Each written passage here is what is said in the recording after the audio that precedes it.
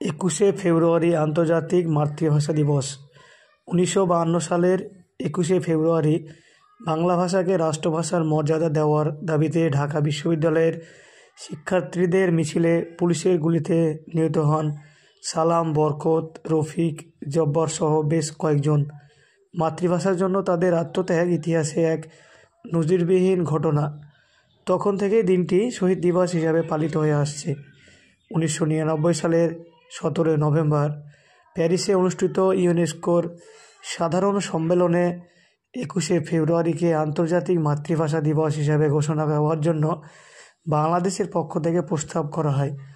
প্রস্তাব গৃহীত হওয়ার 2000 সাল থেকে সারা বিশ্বে দিনটি আন্তর্জাতিক মাতৃভাষা দিবস হিসাবে পালিত হচ্ছে। 21শে ফেব্রুয়ারিকে এভাবে আন্তর্জাতিক মাতৃভাষা দিবস হিসাবে ঘোষণার মধ্য দিয়ে ভাষা আন্দোলনের আন্তর্জাতিক স্বীকৃতি মেলে। এর একটি নতুন মাত্রা তৈরি হয় পৃথিবীর মাতৃভাষা সমূহের উন্নয়ন ও বিকাশের লক্ষ্যে কার্যকর ব্যবস্থা নেওয়ার ব্যাপারে, এবং তা পৃথিবীর কোনো ভাষা যাতে হারিয়ে না যায় তা রোধ করতে এই দিবস অনুপ্রেরণার প্রতীক হয়ে দাঁড়ায়। তাই বিশ্বের বিভিন্ন দেশে প্রতি বছর 21শে ফেব্রুয়ারি আন্তর্জাতিক মাতৃভাষা দিবস হিসাবে আনুষ্ঠানিকভাবে পালিত হয়।